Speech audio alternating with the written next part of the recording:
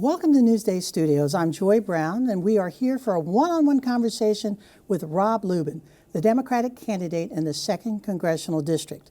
We wanted to have a debate between Mr. Lubin and incumbent Republican Congressman Andrew Garbarino, but Garbarino turned down our invitation, even though we offered several dates for the debate. Right now, we'd like to welcome you, Mr. Lubin. Good to be here. Thank you, Joy, and I wish we could debate. Just a little background before we get started. You'll be 30 years old on Election Day. You live in Lindenhurst. You're a small business owner, and you've never run for Congress before. With that, let's get right to it. We hit the streets to hear from Long Islanders in the 2nd District. One issue came up over and over again. How are we going to be able to lower the tax and how we can buy houses for us, younger generation? What can the federal government do to make housing more affordable here on Long Island? Look, let's face it. We have a housing crisis, and it's important. As someone who also struggles with cost of living and wants to buy a home with my fiance, I recognize this problem. But we need to be hands-on about it. We've got to work locally to cut down the bureaucracy and the zoning and the permitting process. But from a federal perspective, let's give first-time homeowners a shot. Let's give them a financial opportunity, $25,000 to go out there and buy a home and pursue that aspect of the American dream. It is important, it is imperative that we help people buy homes. We are losing people here on Long Island. They are leaving. We got to up the supply, but we got to do it working with the communities. And it is possible. It really is. Well, let's keep going. The concerns about affordability aren't just limited to housing. It's painful to go to the grocery store. I'm serious. Yes. My pockets are hurting. I don't make a bad salary, but with everything that's going on, you're struggling. Everyone is struggling. She's struggling. A lot of people are struggling. You're in Congress. What are you going to do? Chandra's right. I mean, look at where we are right now. We're in a position where I was at the grocery store the other day. Checking out, I gasped when I saw the price. Same thing when you fill up your car with gas. We gotta repeal the salt cap. We're going to get there. We're going to get there? Let's go to affordability in terms of housing and other, in terms of housing and groceries. That's what people are talking to us right now. Look, our current representative has a massive amount of finances coming from corporations. The same corporations that are raising the prices on our goods. And if we don't hold those corporations accountable, those prices will continue to skyrocket. It is important that we be involved. Look, I'm a capitalist. I recognize the market. I understand it. I come from the private sector. But it is important to understand that we are being taken advantage of, especially when it comes to groceries. And we have a representative right now that is 70% funded by the corporations that are doing that damage to us. No, but what are you going to do about it? Well, I'm going to go there and I'm going to hold corporations accountable. I'll be loud about it. I'll make sure that they are being fair. We're getting taxed because of the supply chain issues. That's what happened during COVID. We incurred extra costs due to the supply chain issue. They kept those costs. So we have to be involved from a federal perspective in making sure that these corporations are being fair about pricing. Let's move on. Another big issue that plays into affordability, we're there for SALT, the ability for homeowners to write off their state and local taxes. Edward from Blue Point wrote, SALT is costing Long Islanders millions of dollars. Do you believe the Republican majority in Congress will ever raise the SALT cap above $10,000? So what's your response to him, but also what is it that you would do should you be elected to office? Look, let's talk about SALT. How did we lose it in the first place? Donald Trump made a decision to enforce this, affecting states like New York, New Jersey, California the most. It's important to understand that under Republican leadership, the same Republican leadership that tells us they're going to make our lives easier, they are actively making our lives more difficult. We need to repeal the salt cap. I get it. It is expensive to live on Long Island. I hear it from my neighbors. I see it when I go to the store. It is important right now that we have people that are willing to work in a bipartisan manner to get things done. This Congress passed the least amount of legislation ever. They're not getting stuff done. We need people in there that can bring in a new vision.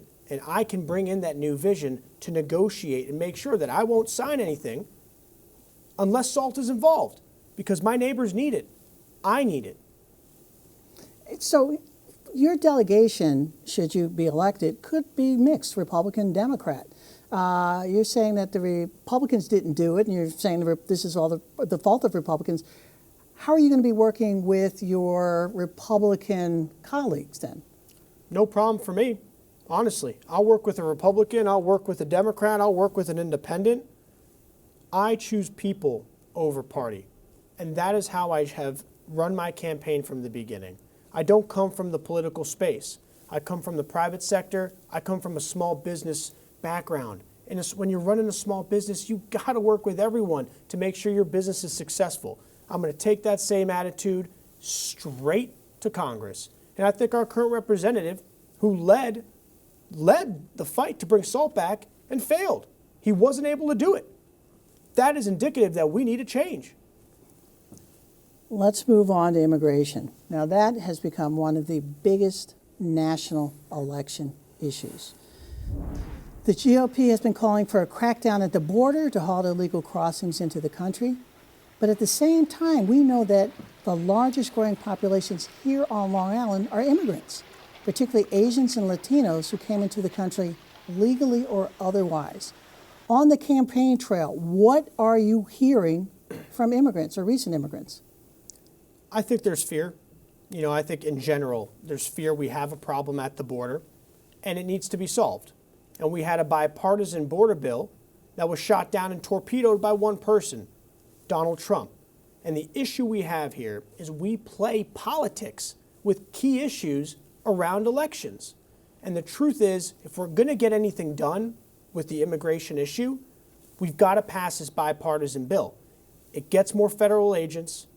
It gets more judges to expedite the asylum-seeking process, and it gets people into opportunities because there are jobs out there that we need people for, that our small businesses need, that our agriculture needs. We can do it, but it's got to be done legally, and we can't be wasting our time with sham impeachments like my opponent of Mayorkas. That's a waste of our time.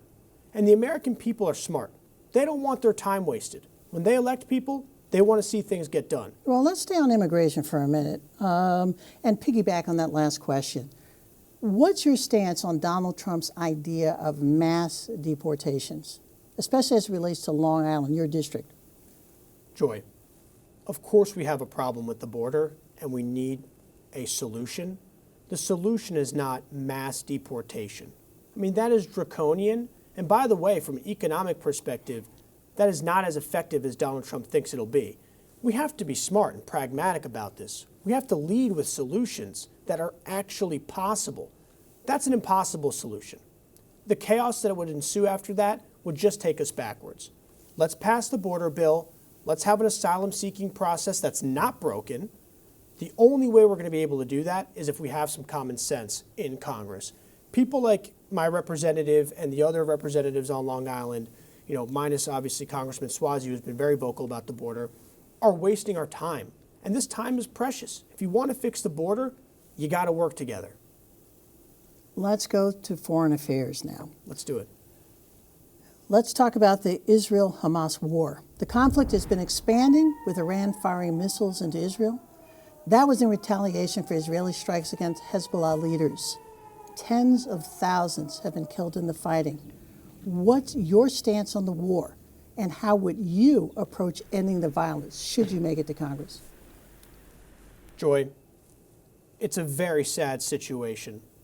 I stand with Israel. Israel has been an important ally to the United States, not only militaristically, but also from an innovation standpoint and from a democratic standpoint in a region where we need allies. Israel has been our friend, and they need us right now. My fiance is Israeli, so I hear about it a lot at home. The truth is, we need to get to a resolution, and we need to get there quickly. We can't be focused on the wrong things. Hamas needs to lay down their arms, return the hostages. These are important steps so that a true government can stand and represent the Palestinian people correctly. Because like everybody else, seeing people in peril is distraught. It makes me sick and it's sad. And I want to be able to be a part of a solution that gets that done quickly. Well, staying with foreign affairs, fighting between Ukraine and Russia has now been going on for 2 years. Its allies sending weapons to Ukraine along with the U.S. What position do you have on further U.S. assistance? This surprises me that the Republicans have been so adamant about not helping an ally in need. Putin, the autocrat, won't stop at Ukraine. He will go all the way to NATO, and then what happens? Boots on the ground, because that's the deal that we have. So the truth is, we have to send Ukraine arms. We have to support them in their war for sovereignty. It's a senseless war that Putin has decided to claim. It's important that Ukraine knows we have their back, and it's working. If we can continue to help them, and if they can continue to fight, for their homeland, they will get it done. Let's come back home for a minute. Long Island and New York State overall traditionally has been viewed as purple, meaning that it swings between conservative Republicans, who've been on a roll lately, and liberal Democrats. How would you define yourself in a climate where it seems to have to be one or the other? Joy, I'm not into labels. I'm into getting stuff done. I work happily with Republicans as I do with Democrats. My focus is common sense. My focus is getting stuff done.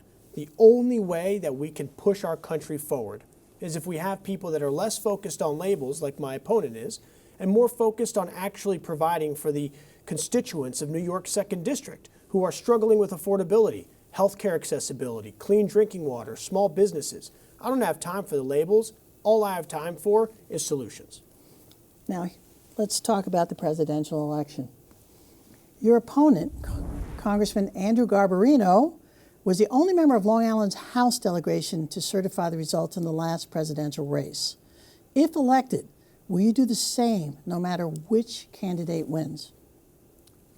Joy, the fact that we have to talk about certifying elections, and we saw the other evening on the debate between Vance and Governor Walz, yes, of course I would, because I believe in our democracy. I stand for our democracy, and I'm fighting for our democracy. And I think our democracy is on the line here. And people like Andrew Garbarino, he did the right thing there, but his party doesn't. And if he's just going to fall in line with the party, we don't know what to expect. I'm sick of the chaos. I'm sick of it. I'm sick of all the conversations about if our elections are rigged or not. We have an incredible country, the greatest country on earth. Of course I'll accept the results. All right. Many of our readers and viewers are also, and no surprise here, asking about the issue of abortion.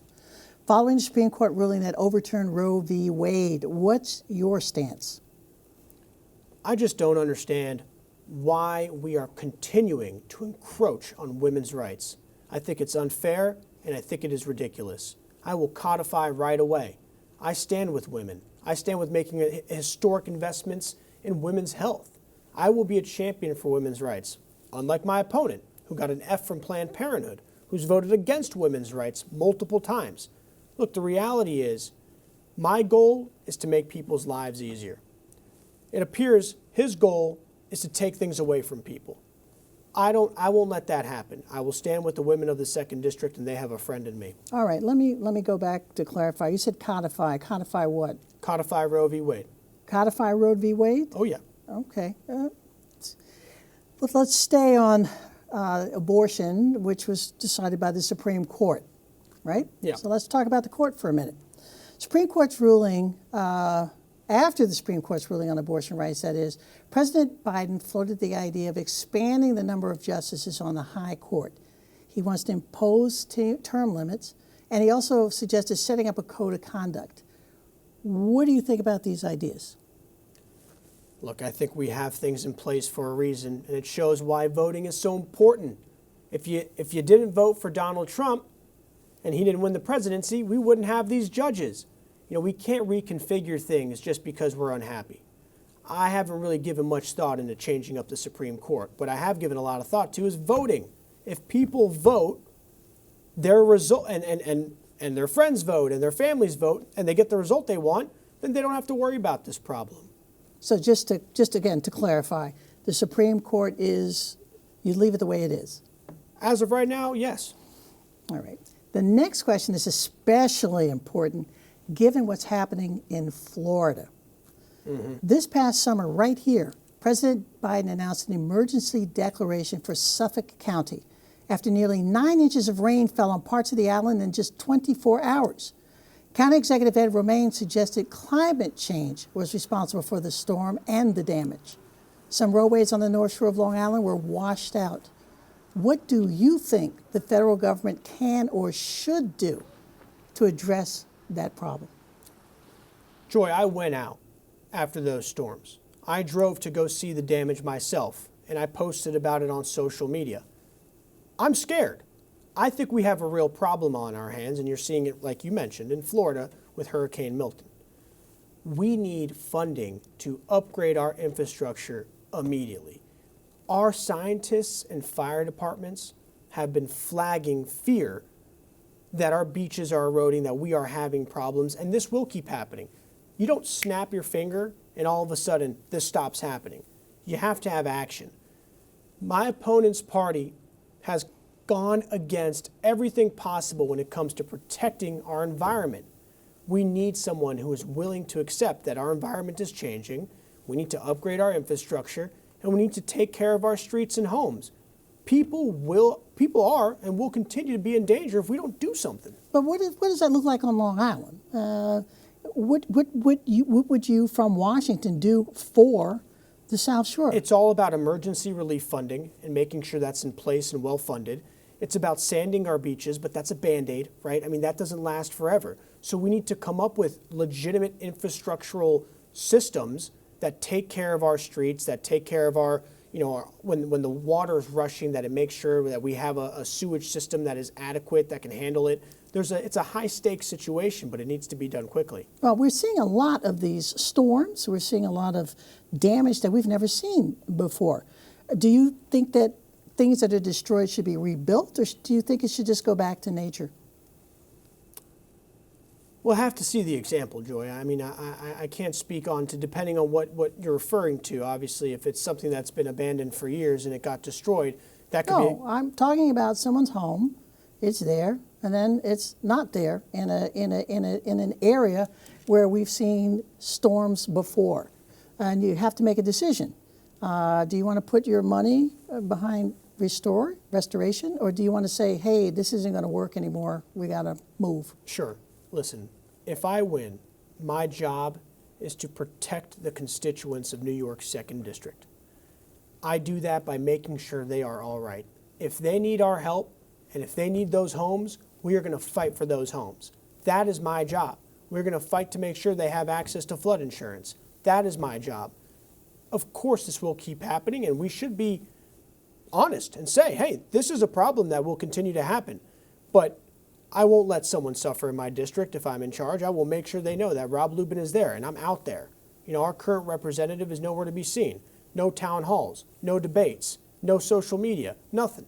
I will be out there, I will have town halls, and I will listen to people's concerns, especially when it comes to their homes and the environment. Well, let me ask you, your district is it splits between Nassau and Suffolk. Sure. And I know that you've been out in Suffolk a lot. What's your reception in Nassau? That area is pretty red, and they have done, and they've had some powerhouses representing them, like Peter King.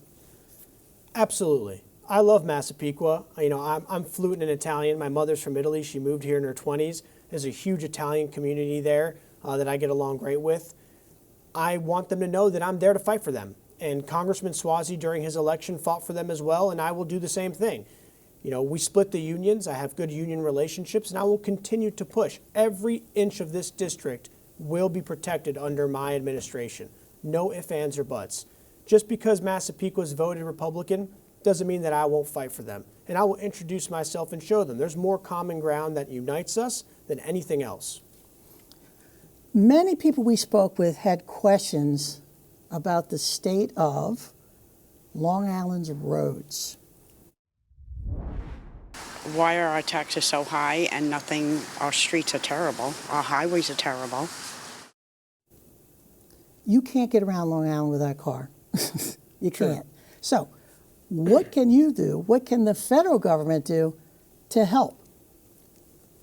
This is a perfect opportunity for the federal government to leverage the funds that are dedicated towards Long Island that we got in BIF to make sure that we are repatching and fixing our roads. It is essential that we fight for that funding. I have hit some pretty bad potholes this past week in Lindenhurst where I live. They frustrate the heck out of me. I know my neighbors feel the same way. It's almost like you got to drive on the other side of the road. These problems are fixable, but it takes a representative that's willing to roll up their sleeves and get the money to fix them. I'm willing to do that. I am ready to do that. And at the same time, I think it's very important that we continue to invest in our public transportation, right?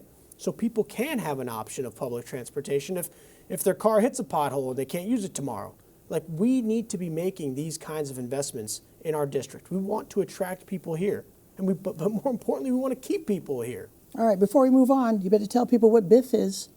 Yes, the Infrastructure Act. I apologize. No, don't apologize. Sorry we about just, that. We just want to clarify, and Yes, don't be sorry. It's all good. You know, there was money dedicated towards Long Island in that, especially for our public transportation and our infrastructure. So, yes. All right, let's go on. Former President Trump was targeted in 2 assassination plots this year. One was in Pennsylvania, where he was rushed off stage at a campaign event. The other happened at a golf course in Florida. In both cases, an assault rifle was recovered. Do you think these weapons should remain readily available to the public?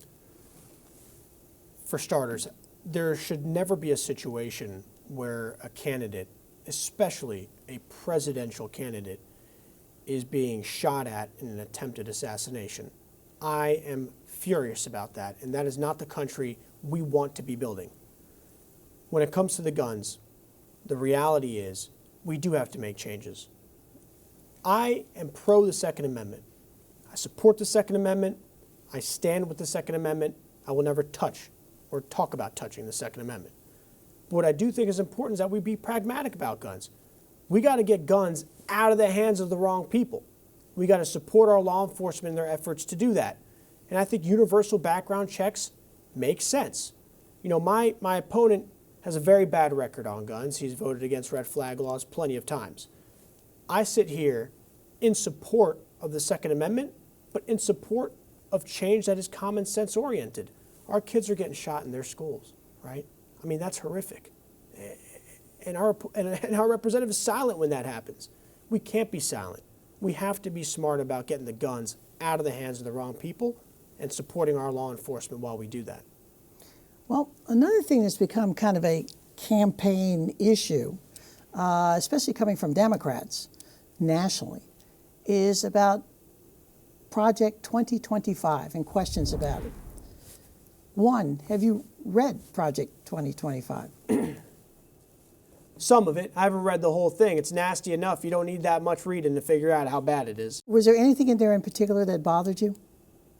Oh my goodness, yeah. I mean, the whole thing. But let's talk about the backwards motions we'll be making with women's rights, the cuts to Social Security that people and Medicaid that people have worked so hard for, the attack on the FBI and the cutting the funding for our FBI who works so hard.